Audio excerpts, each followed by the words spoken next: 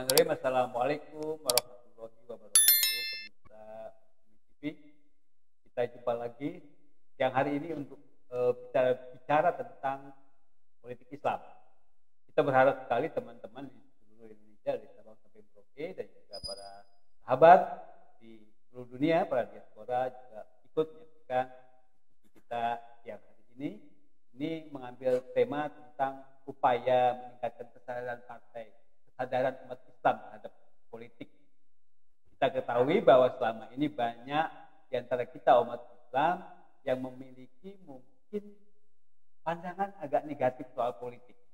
Jadi ada yang sangat-sangat, wah kalau sudah politik kita nggak mau deh, kami nggak mau, artinya ada upaya untuk menghindar masalah politik. Padahal politik itu tuh menjadi kewajiban. Nanti kita akan dengarkan bagaimana pembicaraan tentang tema ini dengan Ustadz Admin Armas yang kebetulan pakar di bidang filsafat Islam dan juga politik Islam dan alumnus Gontor, tentunya paham sekali tentang bagaimana memahami tentang Islam dan politik atau politik dan Islam. Nanti akan dijelaskan. Assalamualaikum Ustaz. Waalaikumsalam warahmatullahi wabarakatuh. Bagaimana nih kira-kira Ustaz? Selama ini banyak masyarakat yang kelihatannya alergi dengan politik. Ya, karena situasinya sudah keliru keadaan ya.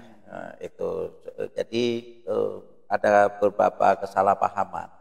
Jadi secara kata saja sebenarnya itu sudah menunjukkan kemuliaan ya. Karena politik itu kan dari bahasa Yunani kuno ya, polis itu artinya kan negara ya. Mengurusi negara itu kan sesuatu yang luar biasa bagus ya. Bahkan dalam bahasa Arab itu politik ada dua. Biasa orang tahu itu siasah. Nah, orang yang belum banyak mengetahui juga sebenarnya itu adalah madani. Itu madani. Madani itu ya terjemahan memang dari juga kata polis ya. Al-Farabi itu menggunakan madani, Fakhruddin Razi menggunakan kata madani, ilmu madani. Jadi itu adalah ilmu politik. Kenapa madani itu? Karena madani ini ya masyarakat madani. Ya, masyarakat Madinah itu kan indah ya, kota, bahkan kota yang diridhoi Allah lah, Madinah, kota yang ajaran agama Islam, karena Madani itu nanti terkait juga dia dengan din ini kan artinya agama, jadi agama yang teraktualisasikan di dalam konteks masyarakat yang dia heterogen tentunya. Nah ini sesuatu yang indah semua gitu loh. Nah kenapa orang kemudian menjadi antipati atau lain sebagainya, padahal kosakata tadi itu sudah menunjukkan sebenarnya sesuatu yang indah, berarti karena ada contoh-contoh yang buruk gitu. Pengalaman buruk. Tapi pengalaman buruk ini jangan diuniversalkan gitu. Karena ada juga pengalaman-pengalaman yang sangat indah. Itu pengalaman-pengalaman baik gitu.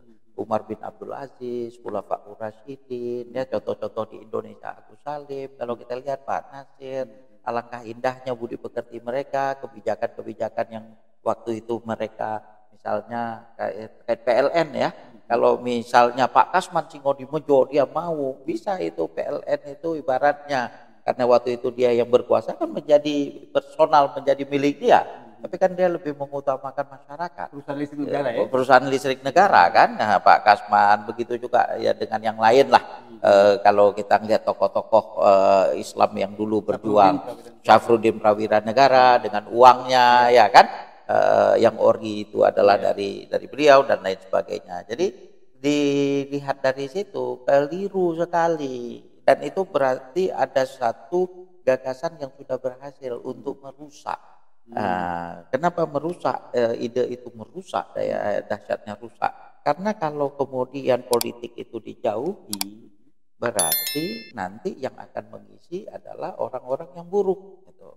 Karena orang-orang baik misalnya terpengaruh dengan ide itu, orang-orang baik, orang-orang Islam itu terpengaruh dengan ide itu. Berarti nanti yang mengisi politik adalah orang-orang yang buruk. Karena orang-orang yang baik kemudian sudah pikirannya itu terjajah gitu. Keliru sekali itu gitu loh. Ulama kita menulis tentang politik banyak sekali ya, karya-karya para ulama kita di bidang itu. Di dalam Islam juga kosakatanya ada ya, julukannya Abu Bakar As-Siddiq itu, ini juga orang pemirsa belum tahu ya, julukan Abu Bakar As-Siddiq ya, tentu As-Siddiq itu sudah satu gelar yang diberikan. Nah, Abu Bakar As-Siddiq itu dijuluki adalah khalifatu Rasulillah, penggantinya Rasul. Jadi pemimpin itu penggantinya Nabi. Gimana dibilang pemimpin itu nggak baik? Pengganti Nabi. Kenapa pengganti Nabi? Karena Nabi sendiri kan seorang pemimpin.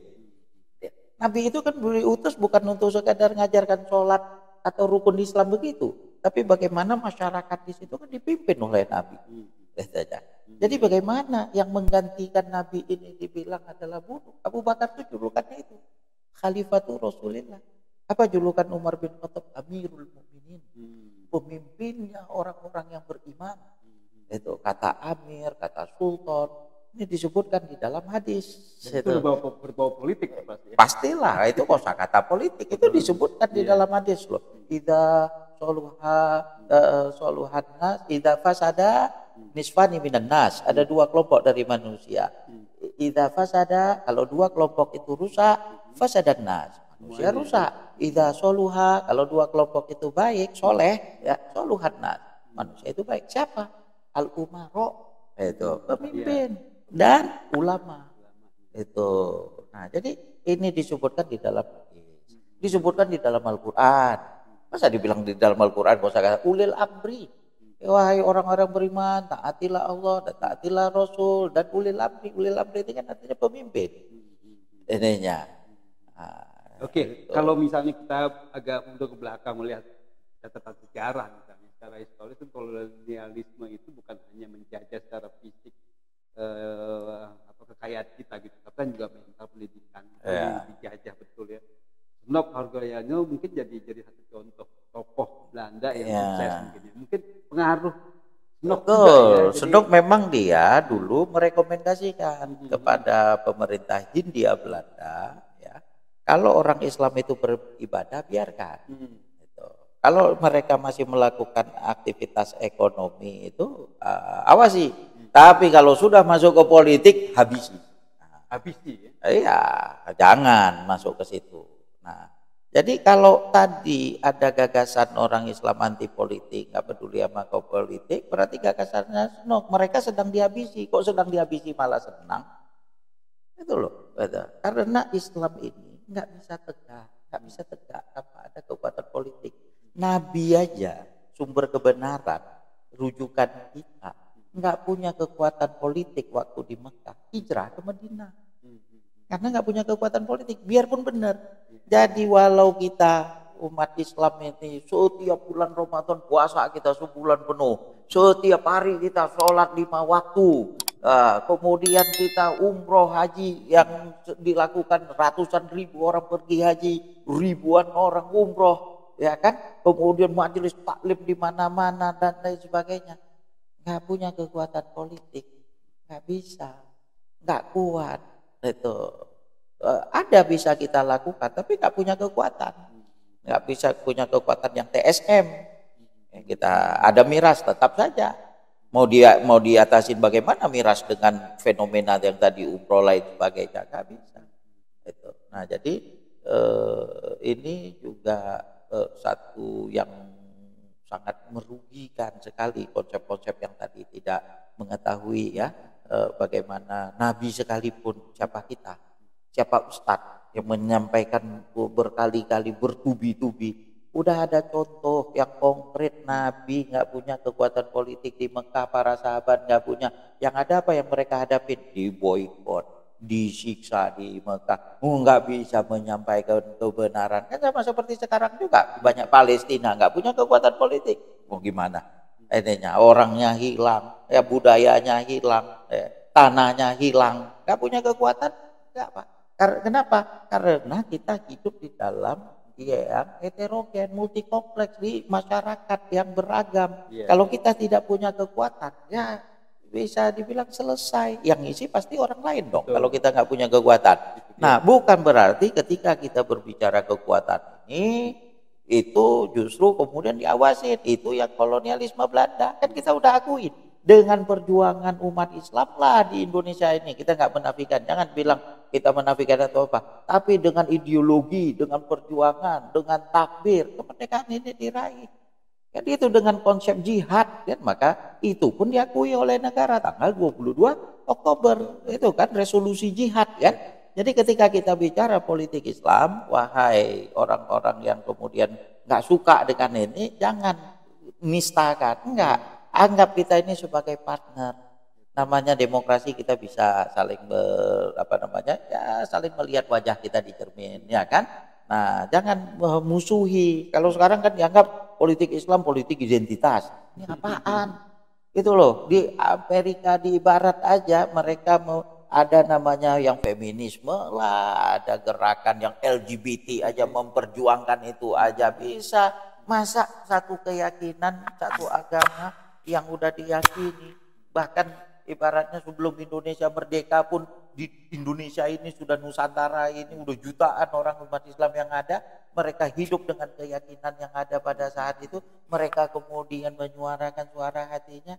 Ini dibilang jadi politik aliran, politik identitas, politisasi Islam, politisasi agama. Ini kan satu yang sangat merugikan. Dan perlu diketahui, kita mayoritas, kelemahan umat Islam, kelemahan negara dan bangsa ini.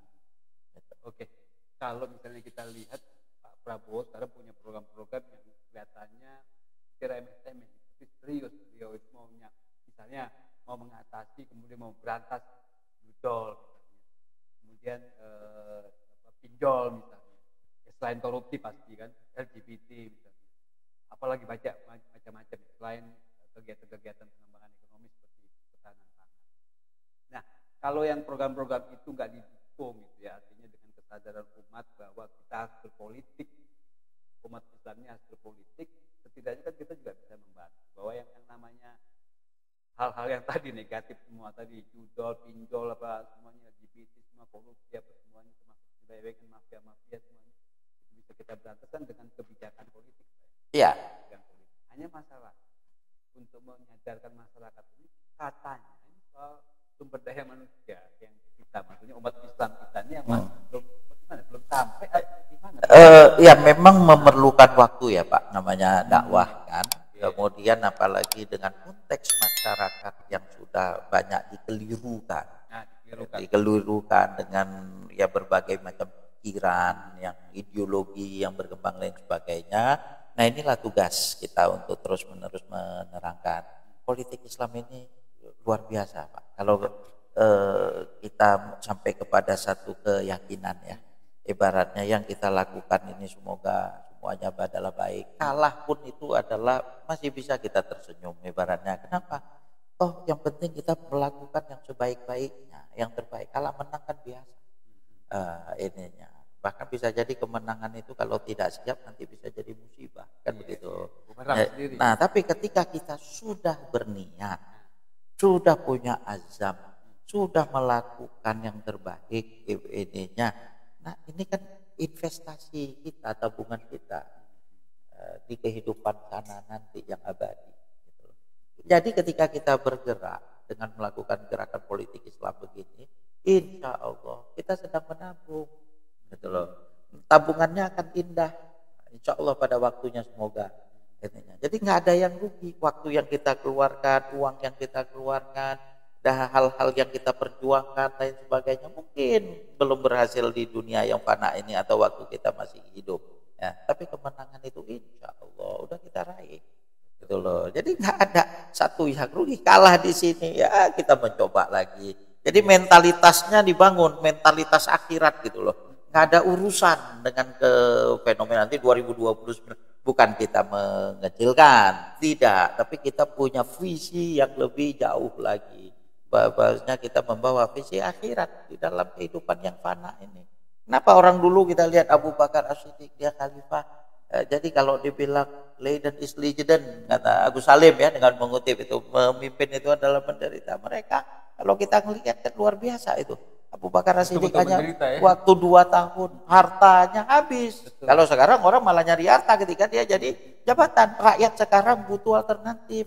Mereka sudah bisa dibilang pejabat-pejabat, mohon maaf ya, biarpun itu kepada oknum, tapi oknumnya kebanyakan gitu loh. Mereka merindu kepada pejabat yang memang jadi pelayan kepada rakyat. Di mana kita mencari pemimpin yang jadi pelayannya rakyat? Ada pada Khulafaur Rasyidin gitu. Contoh Umar begitu sederhananya. Kalau kita lihat orang lihat sederhananya Umar langsung masuk Islam. Itu ada waktu itu utusan dari karena Yerusalem sudah ditaklukkan Aqsa sama waktu zaman Khalifah Umar kan. Kemudian utusan dari Raja Roma waktu itu mengirim, coba lihat Umar itu seperti apa. Kirimlah utusan dari Roma itu untuk melihat Umar itu kehidupannya seperti apa. Tanya kepada penduduk Madinah, ada nggak mana istana? Nggak ada istana di Madinah. Kemudian mana kaisar? Nggak ada kaisar, yang ada Amirul Mukminin. Di mana mau ketemu? Ini kalau ketemu orang dalam ini kan susah nih. Untuk mau ketemu kaisar nih bloknya banyak kan, nggak ketemu. Umar itu lagi tiduran di bawah pohon, siang panas matahari, dia tidur di bawah pohon, siapapun bisa menjumpai dia. Melihat dia itu langsung masuk Islam dia. Kenapa? Dia membayangkan kaisarnya nggak bisa ketemu sembarang orang. Ini yang menaklukkan Yerusalem bisa dengan mudah ditemuin gitu loh. Melihat pemimpin kayak begitu. Ada lagi Pak, yang Umar bin Khattab itu malam-malam dia keluar. Kemudian ada sahabat bertanya, Umar mau kemana? Ya mau keliling untuk itu. Sahabat itu mengikuti. Pada satu tempat ada ibu yang datang dari yang jauh mau dekat masuk ke Madinah. Karena udah kecapean dan sebagainya dengan 3 orang anaknya. Ini yang biasa kan cerita itu. Karena kelaparan mereka berhenti. Nggak ada yang dimasak ibu itu. Secara ininya ya sudahlah, dia pura-pura masak aja lah. Yang ada isinya batu dimasak sama ibu itu. Ya, sambil ngedumel ibu itu. Ini Umar enak ya makan-makan malam ini, kami kelaparan. Umar dengar di situ. Ibu itu nggak tahu kalau itu adalah Umar kan. Karena nggak ada macam foto seperti kita. Dia mendengar ceramah ucapan seperti dongkolnya ibu itu. Bukan Umar marah. Apa yang dilakukan oleh Umar itu? Dia itu bisa dia suruh sahabatnya untuk balik, tapi enggak. Dia sendiri kemudian balik ke Madinah memikul gandum itu. 1 kantong gandum dia pikul, ya. Kemudian habis itu dia jumpain ibu itu, dimasakinnya ibu itu dengan gandum yang dipikulnya. Jadi dia memberi ibu itu dengan anaknya makan seperti dia mencintai istrinya dan keluarganya. Dia mencintai rakyatnya sebagaimana dia mencintai keluarganya. Kalau sekarang kan enggak, sayang anak udah lupa, bangsa dikorbankan.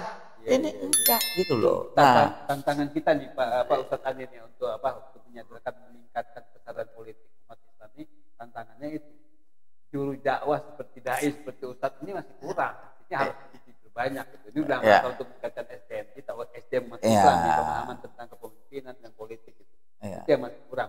Setuju gitu ya Ustaz? Iya. Ini yang harus ditingkatkan. Iya, harus terus menerus. Apalagi sekarang kita bisa gunakan media, ya, nggak perlu dengan begini kita share lain sebagainya. Orang kemudian menyadari dan mungkin ada juga orang yang udah tahu, ya.